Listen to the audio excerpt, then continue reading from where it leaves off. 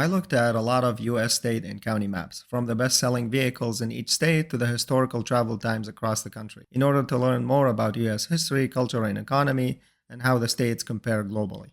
This Human Development Index map shows us the quality of life, and although the US ranks high globally, there are differences between the states. We can see states like Massachusetts, New Hampshire, Colorado, and Washington rank at the top and would be number 4 globally, while states like Mississippi, West Virginia score lower. But even the lowest state HDI scores would still rank similar to countries like Turkey, Portugal, and Qatar. Obesity rates offer us a closer look at health and well-being. In 2023, the National Center for Chronic Disease Prevention published this map showing obesity rates across the US. It's interesting to note that Washington, D.C. has the lowest at 24%, similar to countries like Mongolia and Germany, while neighboring West Virginia and Maryland have 35% and 33%. Meanwhile, West Virginia tops the chart with 41% of its population having a body mass index of 30 or higher, just like Saudi Arabia. Now, obesity isn't the only factor that impacts our health. Life expectancy is another big one. So looking across the US, we can see states like Hawaii, Washington, and California have some of the longest lifespans, similar to Taiwan, while Mississippi and West Virginia are on the shorter side and closer to Cambodia.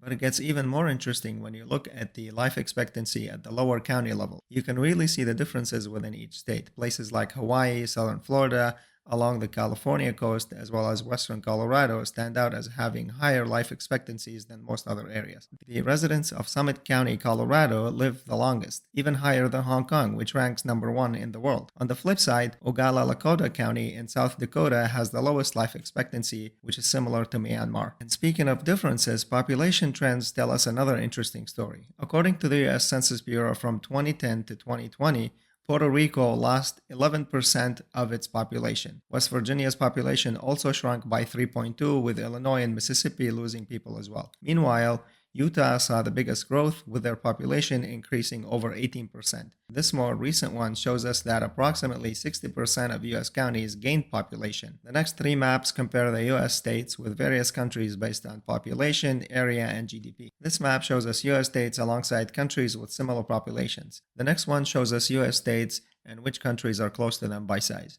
It also shows us how big the US area is, when you see so many European, African, Asian, Latin American countries all crammed inside of it. This GDP map is even more mind-blowing. It compares US state economies to entire countries, showing us how massive the US economy really is, with states like California and Texas stacking up against global superpowers like France, Canada, and Brazil. This next map shows us the US states by credit rating as reported by the 3 major credit rating agencies. Illinois looks very irresponsible with their money, having the lowest rating.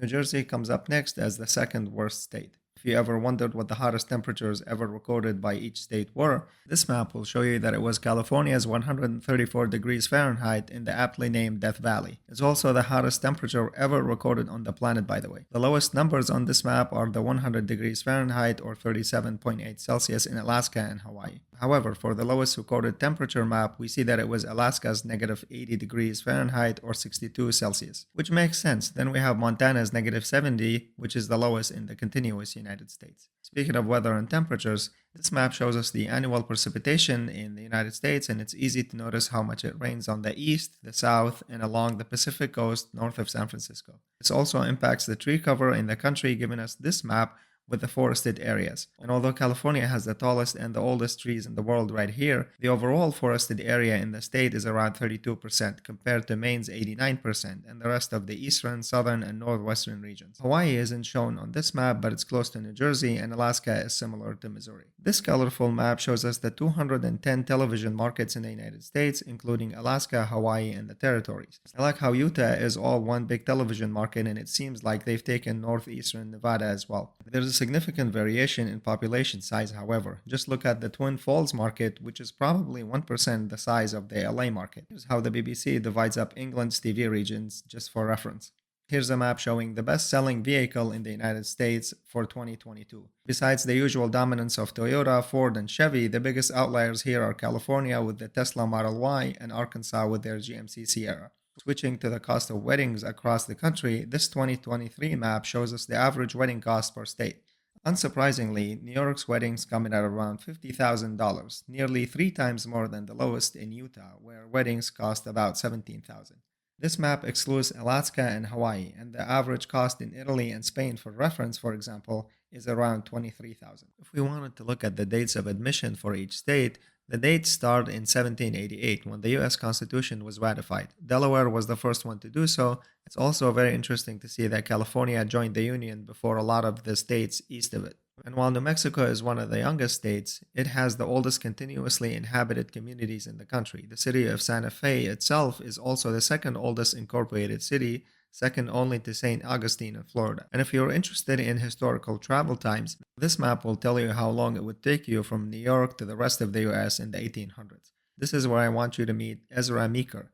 He traveled from Ohio to Oregon in 1852 by a covered wagon, and it took him 6 months. As an old man, he made the same journey in less than a day by airplane. How cool is it that today we can go from San Diego to Boston in just about 5 hours, but back in the 1800s it would have taken us 5 months. This map shows the US counties where a president was born, and that's why Norfolk, Massachusetts is also known as the County of Presidents, since John Adams, John Quincy Adams, John Kennedy, George H.W. Bush were all born there. However, if we zoom out to the state level, we can see that Virginia leads with 8 presidents, which makes sense given the US history, but Ohio come in second with more presidents than New York and Massachusetts is quite interesting. Before moving away from elections, this map shows us the percentage of eligible voters 18 years or older who casted a vote in the 2020 elections. Washington, D.C. had the highest turnout with 84%, while Arkansas had the lowest voter turnout. This sheet from 1952 compares the US voter turnout versus other countries. And looking at the geography, here's a map that shows how much of each state is federal land.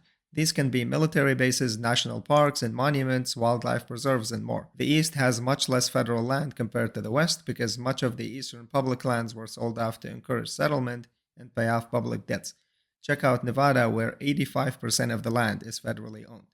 If you're curious about population demographics, this map will reveal the median age by state. The New England states in the Northeast are among the oldest, with the median ages being in the 40s, while Utah is the youngest at 31 years old. When broken down by counties, we can see that Chattahoochee County in Georgia is the youngest in the nation at 23.1 years, while Sumter County, Florida is the oldest at 61 years old. Speaking of counties, this map of Los Angeles County has the same population as all the blue counties combined. It highlights the regional diversity across the United States and explains one of the arguments in favor of the Electoral College. For the language enthusiasts, here's a map showing the most spoken language in every state besides English and Spanish. Illinois has Polish, Nevada has Portuguese, and several states show native languages. One thing to note though is that it looks like they combined Cantonese and Mandarin into Chinese, which is inaccurate. But this map still offers some interesting tidbits. This other fun map shows the largest self-reported ancestry groups in the US by county. Check out the blue German block stretching from Pennsylvania all the way to Washington. And with that, I have a fun fact. North Dakota's capital was renamed from Edmonton to Bismarck in order to attract German settlers, and it looks like it worked. I also expected to see some more Polish ancestry in places like Philadelphia, Chicago, and Cleveland, but this map might not be 100% accurate due to the self-reporting part. Now let's look at sports. The US is a massive country, and sport teams are spread over large distances. That's why American sports leagues are organized by geographic conferences to prevent teams from having to travel 2,500 miles across the country. College sports also follow the same logic. Americans spent more than 4.1 billion hours formally volunteering in 2021, with Utah and Wyoming having the highest rates of residents formally volunteering. Florida, on the other hand, had the lowest volunteering rates during that same time period. If we wanted to switch to place names, this map is great because it shows us place names that contain the words peak, mountain, ridge, plain, and field. And I like how we can see the Appalachian and the Rocky Mountain outlines on this map. I'd love to hear from you based on what we just saw. What was your favorite map from this video and why? That's a wrap for today, and I will catch you next time on Council of Knowledge.